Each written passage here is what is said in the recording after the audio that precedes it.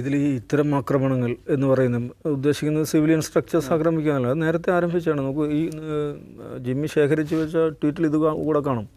അദ്ദേഹം ഒരു ദിവസം ഇത് ടെഹ്റാനിലെ ഏറ്റവും വലിയ പാലം തകർക്കപ്പെട്ട ദിവസം അങ്ങനെ എന്താ പറഞ്ഞത്, ഈ യുദ്ധത്തിൽ പ്രധാനപ്പെട്ട ഒരു ഇവൻ്റായിട്ട് ഒരു വിജയമായിട്ടാണ് പറയുന്നത്. നമുക്ക് ഒരു രാജ്യം മറ്റൊരു രാജ്യത്തുള്ള ഒരു പാലം എന്ന് പറഞ്ഞാൽ ഒരു സിവിലിയൻ ഇൻഫ്രാസ്ട്രക്ചർ. അതെ, ഒരു സിവിലിയൻ ഇൻഫ്രാസ്ട്രക്ചർ അല്ലേ പാലം എന്ന് പറയുന്നത്. പാലം തകർക്കുക, അതേതെങ്കിലും ഒരു മിലിറ്ററി ബേസിലേക്കുള്ള പാലോ അല്ലെങ്കിൽ ഏതെങ്കിലും നിലക്കുള്ള മിലിറ്ററി കോൺവോയ് പോകുന്ന അങ്ങനെയൊന്നുമല്ല. പക്ക സിവിലിയൻ പർപ്പസിന് ഉണ്ടാക്കിയിട്ടുള്ള അവിടുത്തെ ഏറ്റവും വലിയ, മിഡിൽ ഈസ്റ്റിലെ തന്നെ ഏറ്റവും ഉയരമുള്ള സസ്പെൻഷൻ ബ്രിഡ്ജ് എന്നാണ് അതിനെക്കുറിച്ച് പറയുന്നത്. അത് തകർത്തത് യുദ്ധത്തിലെ വലിയ നേട്ടമായിട്ട് രാജ്യത്തിൻ്റെ പ്രസിഡന്റ് പറയുകയാണ്. ഇത് സംഭവം എനിക്ക് ഓർമ്മ വരുന്നത് വെച്ചിട്ടുണ്ടെങ്കിൽ ഗസ യുദ്ധസമയത്ത് ഇസ്രായേലിൻ്റെ സൈനിക വക്താവ് ഈ ഹഗാരി അദ്ദേഹം നടത്തിയ പ്രസ്താവനയായിരുന്നു, ഞങ്ങൾ അൽഷിഫ പിടിച്ചെടുത്തു. കേട്ടാൽ തോന്നുന്നു എന്തോ ഒരു മിലിറ്ററി പൊസിഷൻ പിടിച്ചെടുത്താന്ന്. അതൊരു ഹോസ്പിറ്റലാണ്, പിള്ളേരെയും ചികിത്സിക്കുന്ന, മുറിവ് പറ്റിയ ആളുകളെ ചികിത്സിക്കുന്ന ഗസയിലെ വലിയ ഒരു ഹോസ്പിറ്റലാണ്. ഒരു ഹോസ്പിറ്റൽ പിടിച്ചെടുത്തിട്ട് ഹോസ്പിറ്റൽ വളഞ്ഞു വെച്ചു കേട്ടോ. ഒരാഴ്ചയോളം ഉപരോധിച്ചു, വളഞ്ഞു വെച്ചു, അങ്ങോട്ട് മിസൈൽ അയച്ചു, ടാങ്ക് ഉപയോഗിച്ച് ആ ഹോസ്പിറ്റലിനകത്ത് കയറി അവിടുത്തെ ഇൻക്യുബേറ്ററിലടക്കം ബോംബിട്ട സംഭവത്തെക്കുറിച്ചാണ് പറയുന്നത്. ഹോസ്പിറ്റൽ പിടിച്ചെടുത്തു. എന്നിട്ട് പുള്ളിയുടെ ഒരു പത്രസമ്മേളനം ഓർക്കുന്നുണ്ട്, അവിടെ വന്നിട്ട് ഒരു പത്രസമ്മേളനം നടന്നുണ്ട്. ഈ ഡാനിയൽ ഹഗാരി എന്ന് പറഞ്ഞാൽ ആ ഹോസ്പിറ്റലിൽ ഷിഫ്റ്റ് റോസ്റ്റർ എഴുതി വെച്ചിട്ടുണ്ട് ഒരു വൈറ്റ് ബോർഡിൽ. നമ്മൾ സാധാരണ ഡെസ്കിലൊക്കെ ചെയ്യുന്നവർ അത് ചൂണ്ടിക്കാണിച്ച് ഇത് ഹമാസിൻ്റെ ഡ്യൂട്ടി ഷിഫ്റ്റാണെന്ന് പറഞ്ഞിട്ട് അറബി. അപ്പോൾ അതിനകത്ത് അറബി അറിയാവുന്നവർക്ക് അറിയാം. അതിലെന്താ എഴുതി വെച്ചിരിക്കുന്നത് അറിയോ? ഇങ്ങനെ വിചാരിച്ചു അറബിയിലായതുകൊണ്ട് എന്തും പറയാമെന്ന്. തിങ്കൾ, ചൊവ്വ, ബുധൻ എന്നൊക്കെയുള്ളത് അറബിയിൽ എഴുതി വെച്ചാണ്. അപ്പോൾ അതിനകത്ത് ഇപ്പുറത്ത് അന്നന്ന് ഡ്യൂട്ടിയുള്ള ഡോക്ടർമാരുടെയും നഴ്സുമാരുടെയും പേരുകളാണ്. ഇത് ഹമാസിൻ്റെ റോസ്റ്ററാണെന്ന് പറഞ്ഞിട്ട് ഈ മനുഷ്യൻ അവിടെ വന്ന് പത്രസമ്മേളനം നടത്തി. അപ്പോൾ ഒരു ഹോസ്പിറ്റൽ പിടിച്ചെടുക്കുന്നത് വലിയ സൈനിക വിജയമായിട്ട് പറയുന്ന ഒരു സസ്പെൻഷൻ ബ്രിഡ്ജ്, ഒരു സിവിലിയൻ പാലം തകർക്കുന്നത് പ്രധാനപ്പെട്ട നേട്ടമായിട്ട് ഒരു രാജ്യത്തിൻ്റെ പ്രസിഡന്റ് പറയുന്ന ഒരു കോമാളി യുദ്ധമാണ് യഥാർത്ഥം നടന്നുകൊണ്ടിരിക്കുന്നത്. അപ്പോൾ ഇതിൽ ചരിത്രത്തിൽ ഒരുപാട് എന്താ പറയുക, നമുക്ക് ഇതിനേക്കാൾ ഭീകരമായിരുന്നല്ലോ ഗസയിൽ നടന്നത്. നമുക്കറിയാം ഗസ യുദ്ധത്തിൻ്റെ പ്രത്യേകത എന്ന് പറഞ്ഞിട്ടുണ്ടെങ്കിൽ ഞാൻ പലവട്ടം പറഞ്ഞാണ്, മനുഷ്യ സമുദായത്തിൻ്റെ ചരിത്രത്തിൽ തന്നെ just check the entire military history നോക്കുക. ഇത്രയും കുറഞ്ഞ ഒരു ലാൻഡിൽ, ഒരു ജിയോഗ്രഫിയിൽ, ഇത്രയും കുറഞ്ഞ ഒരു ടൈം ഫ്രെയിമിൽ ഇത്രയധികം ബോംബുകൾ ഉപയോഗിച്ച ഒരു അനുഭവം ദ എൻ്റയർ ഹ്യൂമൻ കൈൻഡ്സ് ഹിസ്റ്ററിയിൽ ഉണ്ടായിട്ടില്ല. അതാണ് ഗസ യുദ്ധത്തിൻ്റെ പ്രത്യേകത. അതേക്കുറിച്ച് പല സ്വഭാവത്തിലുള്ള പഠനങ്ങളുണ്ട്. യുദ്ധം പകുതിയായപ്പോൾ അമേരിക്കയിലെ ഒരു മിലിറ്ററി ഹിസ്റ്റോറിയൻ, പേര് ഞാൻ മറന്നു, അദ്ദേഹത്തിൻ്റെ ഒരു വിശകലനമുണ്ട്. രണ്ടാം ലോക മഹായുദ്ധം എന്ന് പറയുമ്പോൾ 39 to 46, 45 അറൗണ്ട് 9-10 years. ആ എൻ്റയർ യുദ്ധ സമയത്ത് ജർമ്മനി എന്ന് പറയുന്ന അതിബൃഹത്തായ ഒരു രാജ്യം, ജസ്റ്റ് കമ്പയർ ജർമ്മനി വിത്ത് ഗസ, ജർമ്മനിയിൽ ഈ 10 വർഷം ഉപയോഗിച്ച ആയുധങ്ങളുടെ, സ്ഫോടക വസ്തുക്കളുടെ 3 ഇരട്ടി ഗസ എന്ന് പറയുന്ന പ്രദേശത്ത് 8 മാസം കൊണ്ട് ഉപയോഗിച്ചു എന്നാണ് ഈ മനുഷ്യൻ പറയുന്നത്. അപ്പോൾ അതിൻ്റെ ഒരു ഇൻറ്റൻസിറ്റി എന്താണ്, ഗ്രാവിറ്റി എന്താണ്. ഇന്ന് ട്രംപ് എന്തെല്ലാം പ്രസ്താവന നടത്തുന്നു അതേമാതിരിയുള്ള പ്രസ്താവനകൾ നെതന്യാഹു നടത്തുന്നുണ്ട്, പിന്നെ ട്രംപ് നടത്തുന്നുണ്ട്.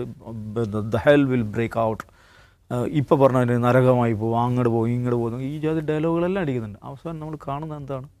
2 വർഷം കഴിഞ്ഞപ്പം ഇതേ ഹമാസിൻ്റെ നേതാക്കന്മാർ ഫ്ലൈറ്റ് ഇറങ്ങുകയാണ് ഷർമ ഷെയ്ഖ്, ഈ ഈജിപ്തിലെ റിസോർട്ട് സിറ്റിയുള്ള ഷർമ ഷെയ്ഖിൽ, അവിടുത്തെ 5 നക്ഷത്ര ഹോട്ടലിൽ ഒരു ഭാഗത്ത് ഒരു റൂമിൽ ഇസ്രായേലിൻ്റെ മൊസാദിൻ്റെ ചീഫ്, അവിടുത്തെ നെഗോഷിയേറ്റിംഗ് ടീം. അപ്പോൾ ഇവർക്ക് നിയമപരമായിട്ട് ഹമാസുമായിട്ട് നേരിട്ട് സംസാരിക്കാൻ പറ്റില്ല. ഇപ്പുറത്തെ ബോർഡ് റൂമിൽ ഹമാസിൻ്റെ നേതാക്കന്മാർ, നടുവിൽ ഈജിപ്തിൻ്റെയും ഖത്തറിൻ്റെയും മധ്യസ്ഥന്മാർ.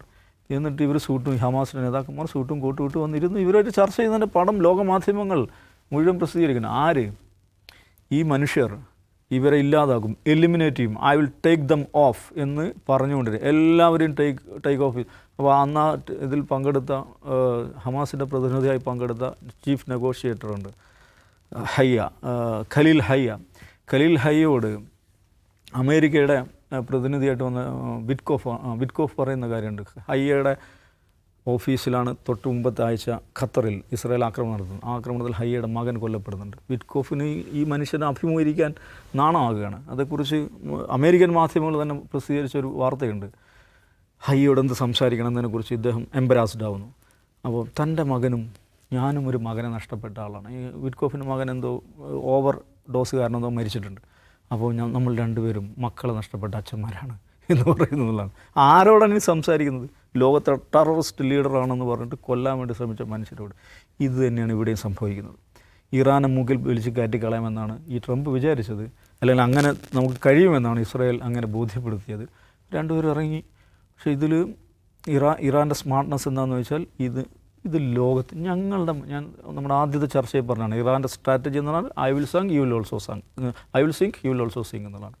ഞാൻ മാത്രമായി മുങ്ങില്ല കേട്ടോ എന്നുള്ളതാണ് ഒന്നാം ദിവസം മുതൽ ഇറാൻ ഇതെടുത്ത സ്ട്രാറ്റജി. ആ സ്ട്രാറ്റജി വിജയിച്ചിട്ടുണ്ട്. അവർക്ക് നഷ്ടപ്പെട്ടു, അവർ കുറേ നേതാക്കന്മാർ നഷ്ടപ്പെട്ടു, കുറേ അധികം മനുഷ്യർ നഷ്ടപ്പെട്ടു, കുറേ സിവിൽ ഇൻഫ്രാസ്ട്രക്ചർ നഷ്ടപ്പെട്ടു.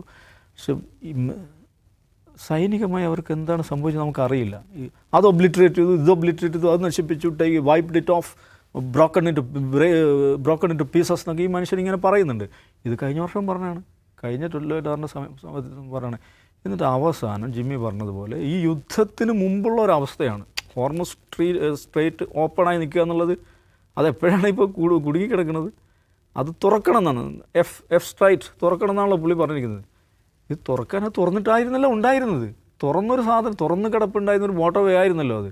ആ വാട്ടർ വേ തുറക്കണമെന്നുള്ളത് യുദ്ധത്തിൻ്റെ ലക്ഷ്യമായി മാറുകയാണ്. യുദ്ധത്തിന് ശേഷമുണ്ടായ ഒരു സംഭവം അത് അവസാനിപ്പിക്കണമെന്നത് യുദ്ധത്തിൻ്റെ ലക്ഷ്യമായി മാറിയ അപൂർവമായിട്ടുള്ളൊരു കാഴ്ചയാണ്. അപ്പോൾ ഞാൻ പറഞ്ഞതുപോലെ കുറേ അധികം മിലിറ്ററി സോഫ്റ്റ്വെയറും മിലിറ്ററി ഹാർഡ്വെയറും ഉള്ളതുകൊണ്ട് ആരും വിജയിക്കാനൊന്നും പോകുന്നില്ല. ലോകം എന്ന് പറഞ്ഞാൽ വേറെയാണ്, മനുഷ്യരുടെ ഇച്ഛാശക്തി എന്ന് പറയുന്നത് വേറെയാണ്, മനുഷ്യന്മാരെ ഡ്രൈവ് ചെയ്യുന്ന ആന്തരികമായ ശക്തി എന്ന് പറയുന്നത് വേറെയാണ്. ഒരു രാജ്യത്തെ, ഒരു ജനതയെ, ഒരു സംസ്കാരത്തെ, ഒരു ജനതയുടെ ഇച്ഛാശക്തിയെ ആയുധങ്ങൾ കൊണ്ട് തകർക്കാമെന്ന് പറയുന്നത് അത് നടക്കാത്ത കാര്യമാണെന്ന് ഇറാൻ വീണ്ടും തെളിയിച്ചിരിക്കുകയാണ്.